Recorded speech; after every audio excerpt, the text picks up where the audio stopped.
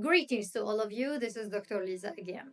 In this lecture, we are going to speak about the intricate world of globalization, the force that reshaped our economies, culture, and international relations, from its historical roots to its modern implications.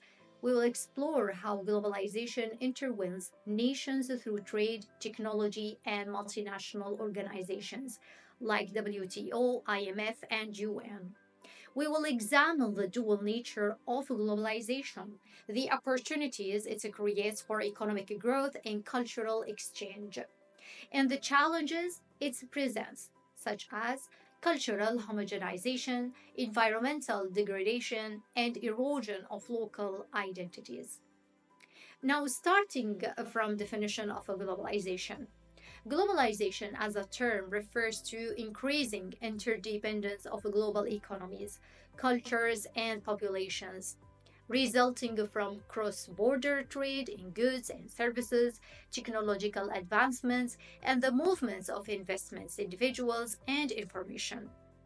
Over the centuries, nations have established economic partnership to support these exchanges. The term gained prominence in the early of 19th following the Cold War as a collaborative efforts began to influence contemporary daily life. Numerous scholars have characterized globalization with various definitions, often laden with emotional and ideological implications. I have chosen for you a few definitions from different works to provide a comprehensive view, starting with Thomas Friedman's work, published in 2005, and The Word is a Flat, A Brief History of the 21st Century, who characterizes globalization as a global economic system that enables individuals and businesses to connect and compete on a worldwide scale, emphasizing the technological advancements that facilitate these connections. While Paul Hirst and Graham Thompson work, published in 1996 in Globalization in Question, argued that globalization is a complex process involving the increasing integration of economic markets on a global scale, often accompanied by a transformation of political institutions and cultural exchanges. While Manfred Stiger work in 2013 in Globalization, a very short introduction, offers a broad definition stating that globalization refers to the increasing interconnectedness of peoples, countries, and economies, which is shaped by the movements of ideas, goods, people, and capital across national borders. Consequently, globalization is defined as the ongoing expansion of economic, social, and cultural interactions on a global scale that surpass the limitations of national borders, yielding considerable political ramifications. Now, let's see the impacts of globalization on international relations.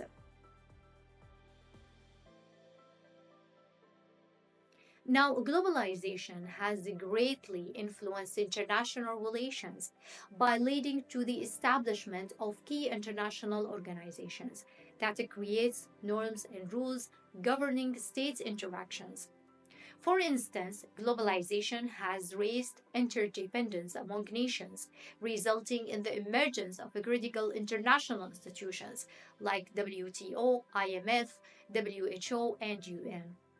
These organizations serve as a platforms for collaboration on crucial global issues, including conflict resolution, where you can find that the UN mediates disputes and can deploy peacekeeping missions, crisis management, where organizations like WHO coordinate global responses to health crises and disasters. On the other hand, development assistance, where you can find the World Bank provides financial and technical supports to promote growth and reduce poverty in developing countries. While globalization and the establishment of international organizations have brought numerous benefits, they also come with several disadvantages and challenges. For example, countries may feel their autonomy is compromised as they adhere to international agreements and norms set by global organizations. This can limit national governments' ability to make independent decisions that reflect their unique priorities or conditions. Additionally, these international organizations often reflect the interests of more powerful countries, leading to unequal influence in decision making processes. Smaller or developing nations may have less voice and face pressure to conform to the preferences of wealthier nations, potentially exacerbating global inequality. Moreover, while globalization can promote economic growth, it can also widen the economic gap between nations and within societies, even.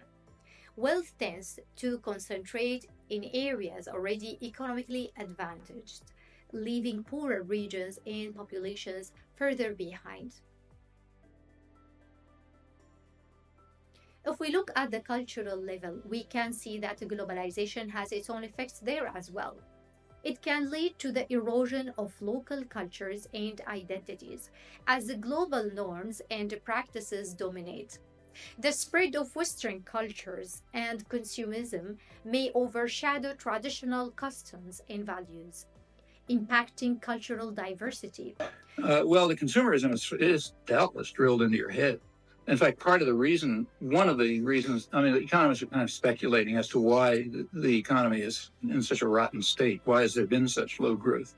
And one of the speculations is that it's becoming kind of like a craft economy where you can't sell people things they need, like, or want, like, say, a refrigerator or a car or something like that.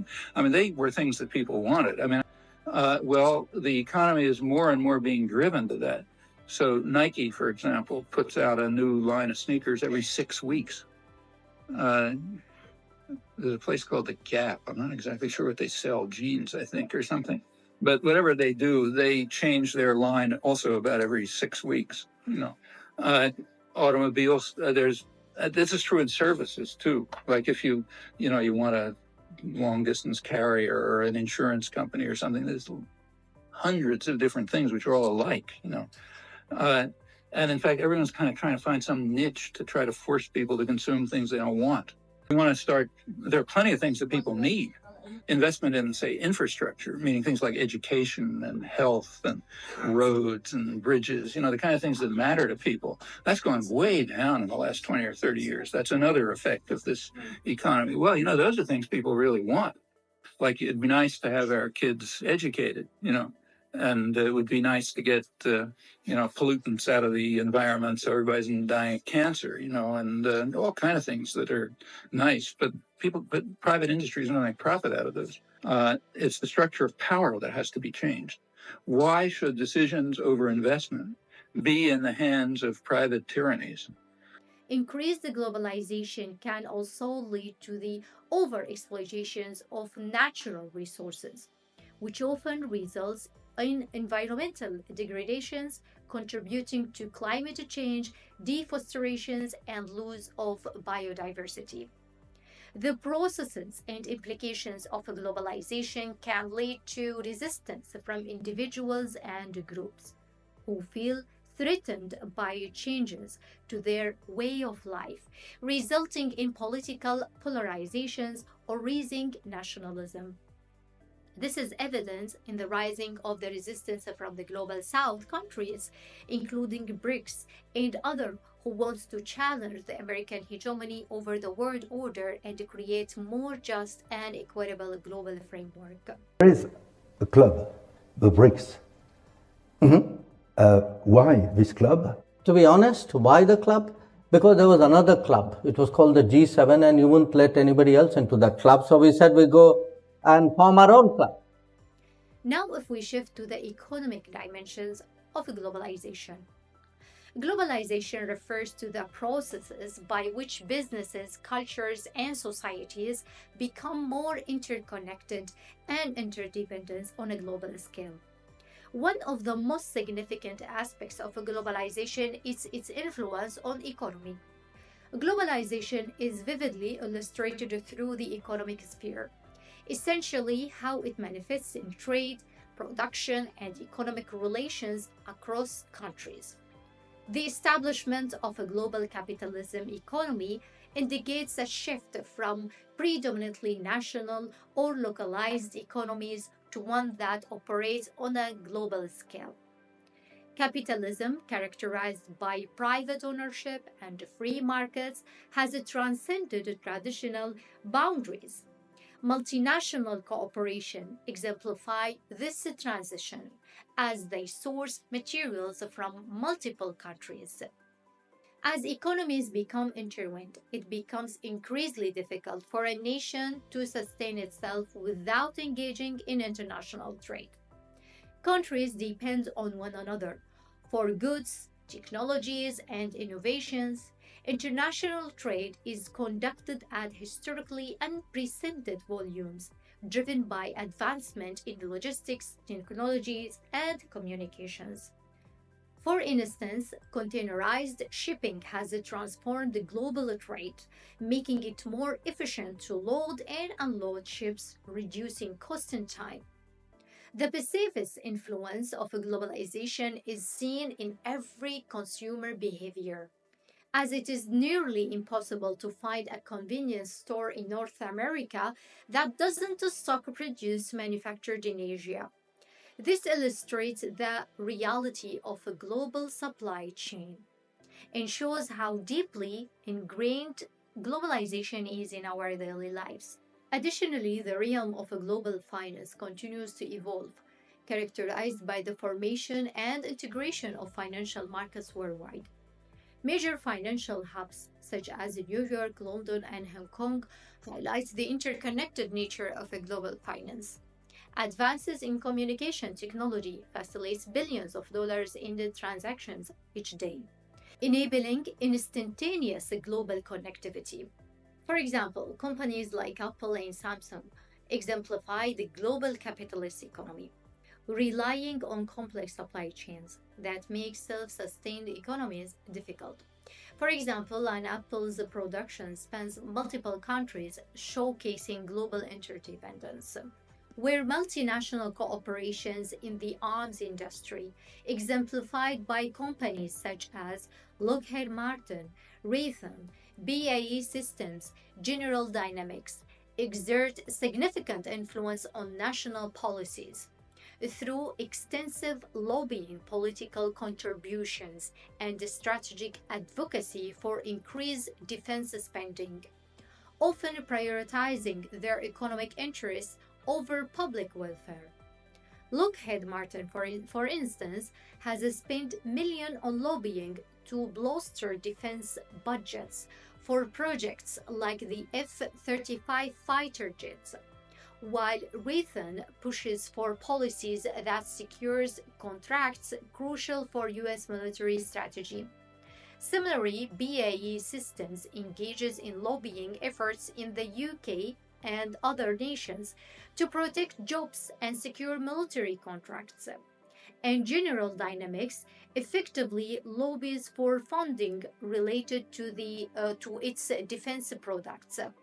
The transition of the former government officials into prominent roles in these companies, as seen with the former U.S. Secretary of Defense under the President George W. Bush and Barack Obama, Robert Gates, at BAE Systems, and James Mattis, the former U.S. Secretary of Defense under President Donald Trump, at General Dynamics, underscores the revolving door dynamics that can lead to conflicts of interest and policies skewed towards corporate benefits.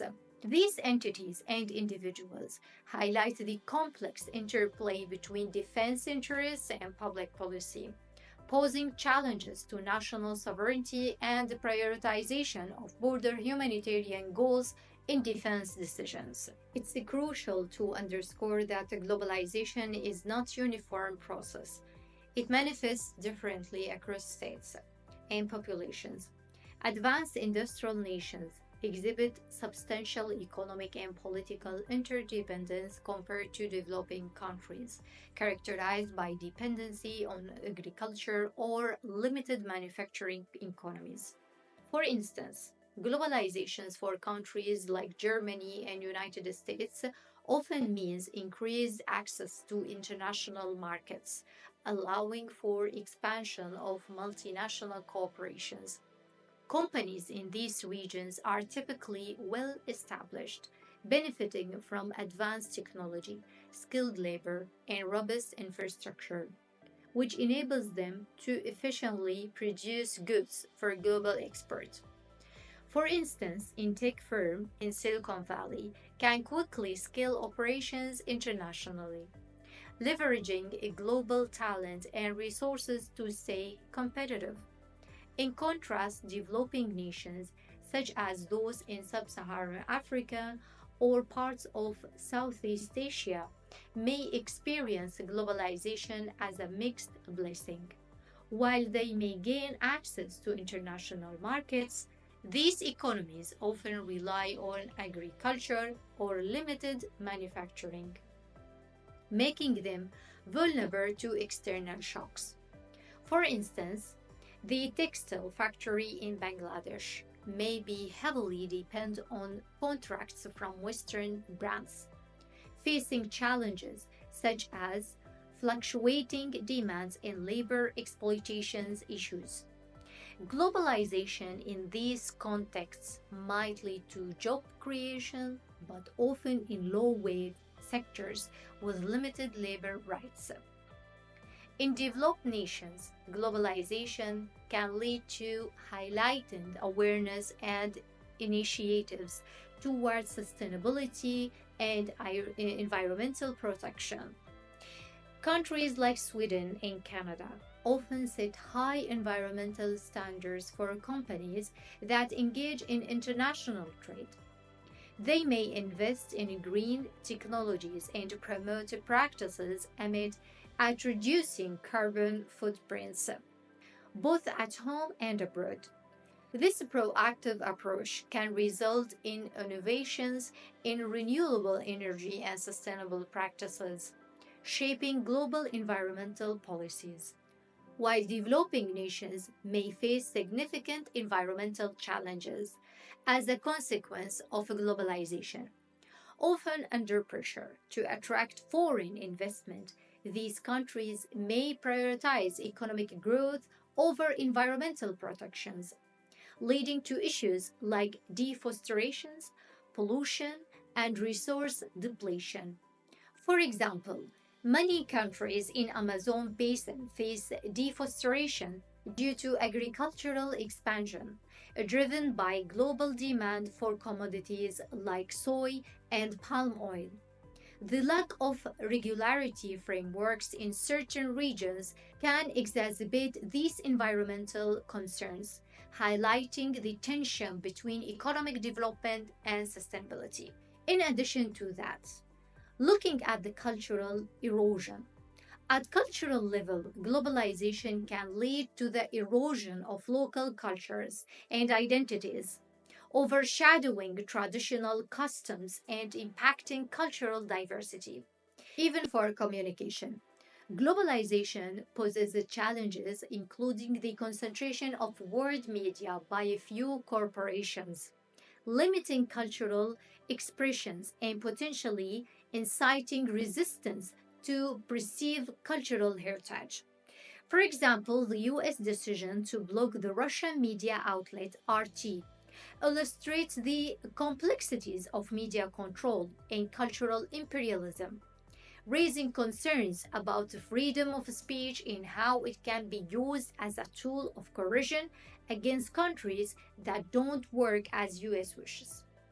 Same goes for the weaponization of dollars that the unilateral economic sanctions imposed by the United States against Russia since 2014 and more extensively in the present goes against the concept of globalization itself. The use of the dollar, which is still the most important tool in global finance, and its use as a political tool undermines trust in this currency, thereby reducing its capabilities. We are not the ones who do that, it's others.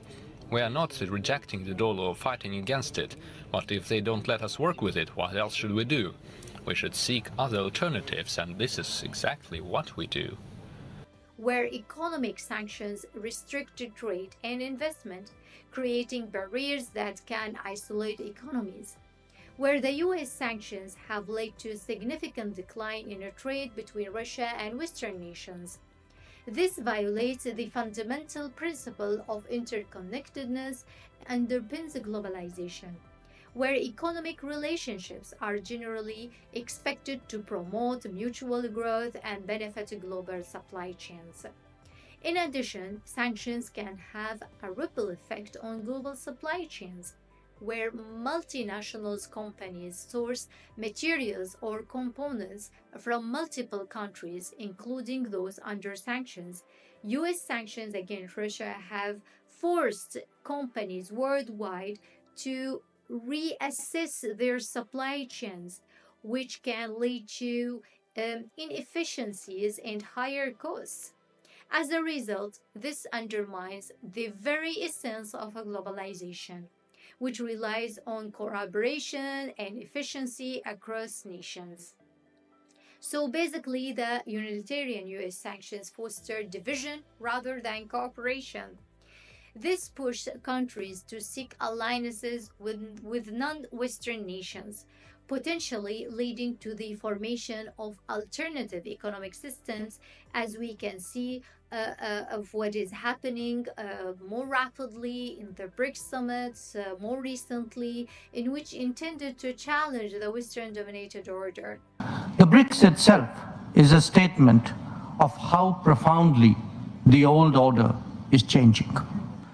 On the one hand, there is the steady diversification of production and consumption.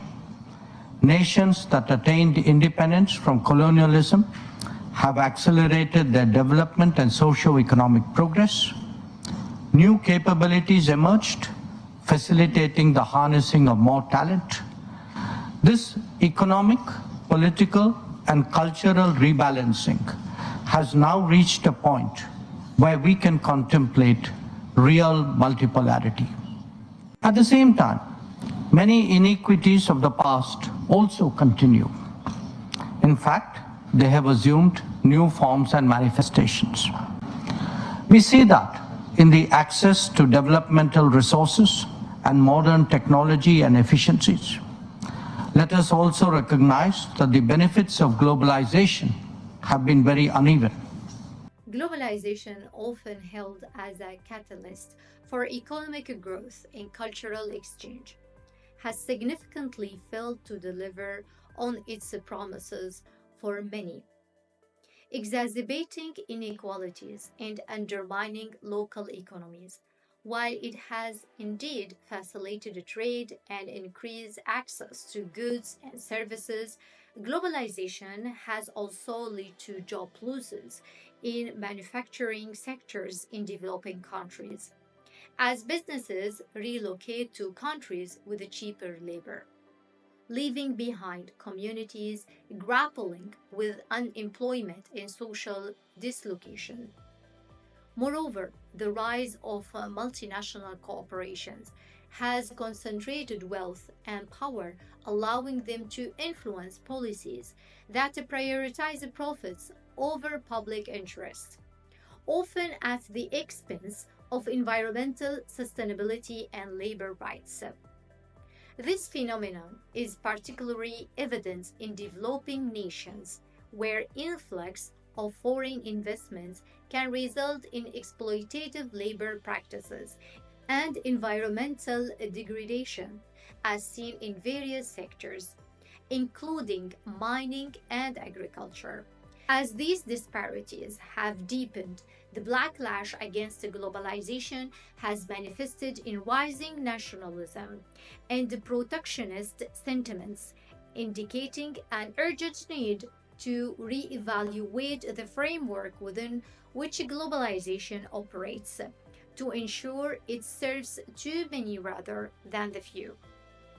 With that, I will be concluding my lecture for today, in which we have spoken about globalization and over a few of definitions from leading scholars and how globalization influences our daily lives, key international organization, understanding the rules of these organizations.